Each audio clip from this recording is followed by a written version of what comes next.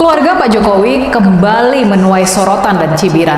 Sejak skandal Mahkamah Keluarga yang disusul dengan pencawapresan Mas Gibran, dan kemudian pemecatan Paman Anwar Usman dari jabatan Ketua Mahkamah Konstitusi, sepak terjang dan perilaku keluarga Pak Jokowi memang kerap menjadi perhatian dan pergunjingan publik. Dan yang terbaru nih, yang baru saja meledak di akhir minggu lalu adalah laporan majalah Tempo dan tayangan pendukungnya, yakni video bocor alus di YouTube yang membongkar peran besar dari Ibu Iriana Jokowi, ibu negara kita, dalam sengkarut majunya Mas Gibran sebagai cawapres dari Eyang Prabowo. Yang menarik dari semua kisah pengaruh besar Ibu Iriana ini adalah kabar kalau Pak Jokowi tidak berkutik sama kemauan Ibu Iriana. Pak Jokowi tidak bisa berkata tidak sama kemauan dari Ibu Iriana. Kabar ini sungguh mencengangkan, benar-benar mencengangkan. Pertanyaannya, apakah benar semua sengkarut majunya Mas Gibran sebagai cawapres dari Eyang Prabowo yang dalam tahapannya sampai ada pembegalan terhadap lembaga yudikatif yang suci, ada pembegalan terhadap Mahkamah Konstitusi? Apakah benar semua kisruh konstitusional ini cuma disebabkan keinginan dari sang Ibu Suri? Sangat sulit buat dipercaya. Mungkinkah Pak Jokowi lebih mendengarkan kemauan dari Ibu Iriana dibandingkan masukan dan saran dari para ketua umum partai? Saran dan masukan dari Pak Erlangga Hartarto dari Golkar, dari Pak Zulkifli Hasan dari PAN, dan bahkan tokoh senior Pak Yusril Iza Mahendra dari Partai Bulan Bintang. Kalau memang ini benar, kalau ini memang benar, sebelum Gibran diumumkan menjadi cawapres tahun ini berarti ya? Tahun ini, betul. Bu Iriana itu bicara dengan keluarga-keluarga dekatnya. Dan keluarga ring satu tadi, bahwa nanti milih ini ya, gitu. Milih ini itu maksudnya saat itu dibilang nanti milih Pak Prabowo ya dan Mas Gibran. Soal apakah benar Ibu Suri kita, Ibu Iriana adalah pengatur di belakang semua sengkarut majunya Mas Gibran sebagai cawapres dari Eyang Prabowo, ini memang sulit buat dipercaya. Sangat-sangat sulit buat dipercaya. Mungkin Pak Jokowi memang punya kelemahan dalam menghadapi keinginan-keinginan dari istrinya, yakni Ibu Iriana. Ya, mungkin ini mirip-mirip ya sama Pak Harto yang juga nggak bisa berbuat apa-apa waktu menghadapi keinginan-keinginan dari Ibu Tin di era Orde Baru dulu. Waktu Ibu Tin mau membuat Taman Mini Indonesia Indah di awal tahun 70-an, walaupun proyek ini menghamburkan banyak anggaran negara, Pak Harto tidak kuasa untuk mencegahnya. Kalau Ibu Tin sudah punya mau, Pak Harto memang nggak bisa mencegahnya. Terus waktu Ibu Tin galau melihat istri-istri para jenderal dengan gampangnya dimadu oleh suami mereka, Pak Harto pun menuruti keinginan sang istri untuk melarang atau membatasi para pejabat dan pegawai negeri berpoligami. Ya, itulah kekuatan perempuan yang kadang-kadang memang mencengangkan. Maka bisa jadi sama seperti mendiang diktator Orde Baru Pak Harto, bisa jadi Pak Jokowi juga punya kelemahan dalam menghadapi kemauan-kemauan dari Ibu Iriana. Bisa jadi ini memang satu dari sedikit kelemahan dari Pak Jokowi. Tapi rasa-rasanya ya, kalau melihat semua fakta yang ada, rasa-rasanya agak mustahil kalau drama Korea yang satu ini nih, sinetron yang satu ini, adalah Ibu Iriana yang menjadi sutradaranya. Rasa-rasanya mustahil. Bisa jadi memang Pak Jokowi yang sebetulnya ada di balik semua ini. Memang Pak Jokowi yang dulu punya kepentingan buat menunda pemilu, buat mengamandemen Undang-Undang Dasar 45 supaya bisa berkuasa sampai 3 periode. Rasa-rasanya memang lebih masuk akal kalau Pak Jokowi lah yang menjadi sutradara di balik semua sengkarut ini. Tapi bisa jadi juga Ibu Iriana memang sangat tahu dengan apa-apa yang direncanakan dan dilakukan oleh Pak Jokowi. Makanya, konon sudah sejak awal tahun 2023 ini, Ibu Iriana sudah meminta dukungan kepada para anggota keluarga buat mendukung pencawapresan Mas Wali Gibran. Apapun yang terjadi, apapun yang sebetulnya sudah terjadi, ada satu fakta penting yang perlu kita catat di sini. Faktanya yaitu, ini faktanya menurut penelusuran tim jurnalis majalah Tempo loh ya. Faktanya adalah majunya Mas Gibran sebagai cawapres sudah direncanakan sejak lama. Paling tidak sejak awal tahun ini. Rencana menduetkan Mas Gibran dengan Eyang Prabowo sudah ada sejak lama. Ini bukan sebuah keputusan baru dan mendadak loh ya. Sebagai respons atas putusan Mahkamah Konstitusi soal batas umur cawapres yang menghebohkan itu. Bisa jadi yang terjadi malah sebaliknya. Putusan Mahkamah Konstitusi adalah bagian dari skenario pencawapresan Mas Gibran. Ya, walaupun ini kemudian memakan korban dengan dipecatnya Paman Anwar Usman dari jabatannya sebagai Ketua Mahkamah Konstitusi. Jadi selama ini apa yang dikatakan oleh Pak Jokowi ke hadapan media tampaknya memang banyak bohongnya, gak sesuai dengan kenyataannya. Banyak yang menilai ini sebagai strateginya orang Jawa yang biasa menyimpan kerisnya di belakang punggung. Bisa jadi ini memang cara berpolitik yang banyak dipuji. Tapi bagaimanapun juga, di zaman sekarang ini, di era serba modern ini, di era demokrasi ini, kejujuran, etika, dan moral seharusnya adalah panglima tertinggi.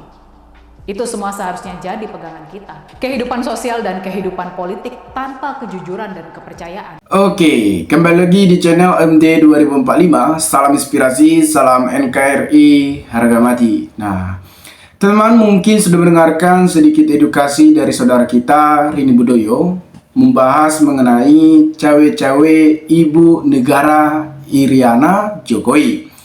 Tentunya cawe-cawe Ibu Iriana Jokowi tersebut sudah semakin terbongkar di publik dan diketahui oleh masyarakat. Nah, pembahasan tersebut sangat menarik agar kita mengetahui cawe-cawe Pak Jokowi dan Ibu Iriana.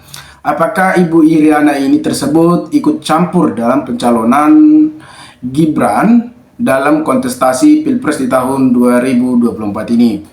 Penyampaian Rini Budoyo ini sangat bermanfaat untuk kita semua dan membuka pola pikir kita agar kita mengetahui hal-hal yang belum kita ketahui, jadi kita tahu. Nah, kalau kita lihat memang pencalonan Gibran ini dari awal sudah bermasalah. Bermasalah yang dimaksud di saat pencalonan Gibran ini kan sebelumnya Gibran tidak mencukupi usia dalam pencalonan yang sudah ditetapkan konstitusi. Konstitusi tersebut menetapkan harus maksimal 40 tahun, sedangkan Gibran masih 37 tahun. Nah, di situ saja sudah bermasalah dan sudah melanggar aturan konstitusi. Nah, mengapa Gibran akhirnya bisa lolos? Ya, karena ada permainan di MK yang dimana Usman Anwar sebagai adik ipar Pak Jokowi dan Paman Gibran yang sebagai ketua MK dulunya. Nah, sekarang Usman sudah diberhentikan sebagai ketua MK. Itulah cawe-cawe yang saat ini makanya mahasiswa menolak politik dinasti. Seharusnya kan kalau misalnya sudah diatur atau sudah ditetapkan bahwasannya 40 tahun baru bisa mencalonkan sebagai capres ataupun cawapres, tetapi dengan terpaksanya mereka bisa mengatur undang-undang MK atau aturan MK yang tidak sesuai lagi dengan prosedurnya yang sudah mengacak-acak MK. Nah, makanya MK tersebut seharusnya sebagai wasit, bukan sebagai pemain. Makanya masyarakat berasumsi buruk terhadap MK. Sedangkan MK ini adalah sebagai patokan dalam pemilu di tahun 2024 ini. Makanya masyarakat juga kecewa dengan tindakan-tindakan yang ada di MK, apalagi tindakan-tindakan Pak Jokowi yang saat ini. Memang kami tidak lupa dengan kinerja Pak Jokowi selama 10 tahun. Memang sudah terbukti menurut saya. Tetapi untuk saat ini memang Pak Jokowi, saya tidak tahu permainan-permainan Pak Jokowi dalam kontestasi di Pilpres di tahun 2024 ini.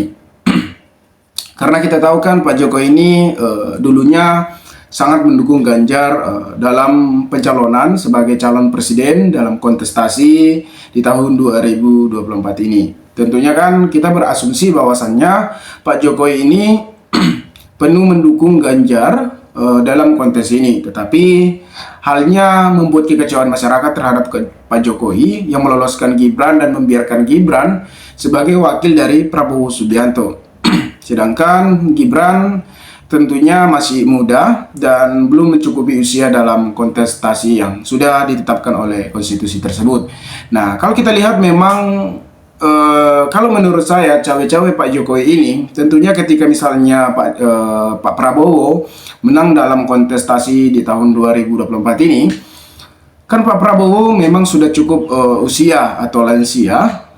Memang umurnya sekarang 72 tahun sehingga visi Pak Prabowo tidak memungkinkan untuk memimpin negara ini ke depannya. Kalau misalnya Pak Prabowo menang, nah tapi ya mungkin masyarakat juga tidak bodoh lagi siapa yang akan layak menjadi pengganti Pak Jokowi dan siapa yang tidak layak. Nah, dimaksud Pak Jokowi menurut saya ketika nanti misalnya menang Pak Prabowo Gibran, nah Gibran kan anak Pak Joko Widodo. Nah, sehingga ketika nanti Pak Prabowo tidak sanggup lagi untuk belusukan kepada masyarakat, tidak sanggup ini itu, mungkin Gibran yang akan naik menjadi mengarahkan ya. Tapi ya kalau kita lihat nanti ketika misalnya visi Pak Prabowo memang masih kuat ya, mungkin saja Gibran tidak akan berkutik karena Prabowo Subianto ini sudah berapa kali kalah. Apakah dia memang membalas dendam, apa hanya kepentingan dirinya sendiri, ya itu kita bisa lihat teman-teman. Jadi kita harus menilai, jadi jangan kita salah memilih pemimpin. Ketika kita salah memilih pemimpin, maka kitalah yang akan menikmati nantinya. Nah, jadi kalau kita lihat memang strategi-strategi dari permainan catur Pak Jokowi ini sudah semakin terbaca dan diketahui oleh publik. Nah, tentunya juga masyarakat akan berhati-hati dalam memilih pemimpin. Nah, kalau semakin hari kita lihat memang semakin ketidaknetralan Pak Jokowi ini sudah semakin terlihat. Berbagai tokoh juga mengkritik Pak Jokowi, ya wajar saja karena tidak mungkin Pak Jokowi akan netral karena Gibran ikut dalam kontes sebagai wakil dari Prabowo Subianto. Nah, di sini kita akan melihat cawe-cawe ibu negara Iriana Jokowi dalam pemilu. Pencalonan Gibran Raka tak lepas dari peran besar Iriana Jokowi urusan domestik yang menghancurkan demokrasi. Nah, ini bisa dikatakan bahwa Gibran ini sudah menghancurkan demokrasi. Makanya mahasiswa juga banyak yang mengkritik dan bahkan menuntut penolakan Gibran sebagai politik dinasti. Nah, ya wajar saja karena mahasiswa juga akan kecewa, apalagi Gibran mengataskan anak muda. Kalau kita lihat memang Gibran ini bukan sepantasnya lagi mengatakan anak muda karena anak muda pastinya ada perjuangan dari awal, bukan secara instan.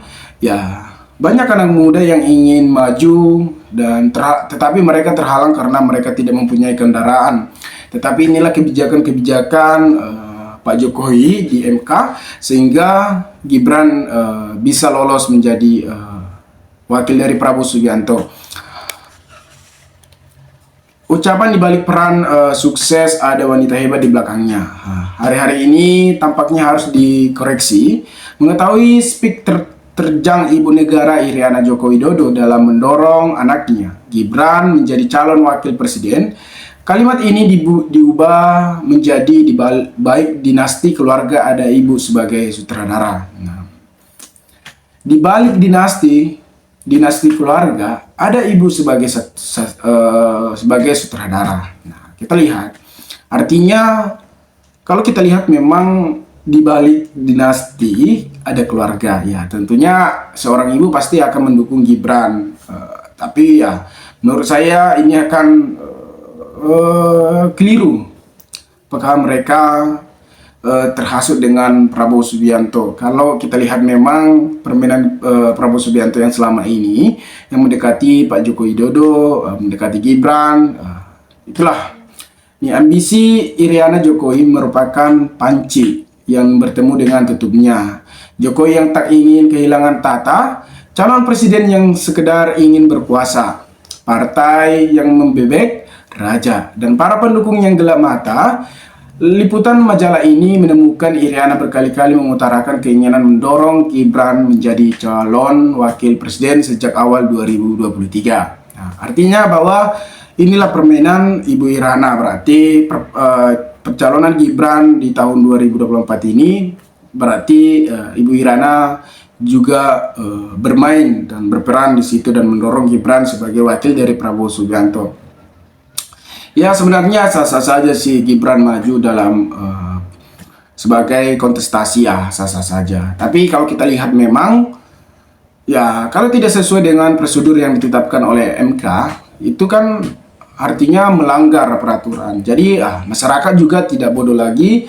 Mereka akan tahu mana yang baik, mana yang buruk. Nah, teman-teman mungkin lebih tahu, mungkin lebih paham, maka berikanlah tanggapan teman-teman di kolom komentar agar kita bisa saling tukar pikiran satu antara lain. Salam inspirasi, salam NKRI, MD 2045 melaporkan.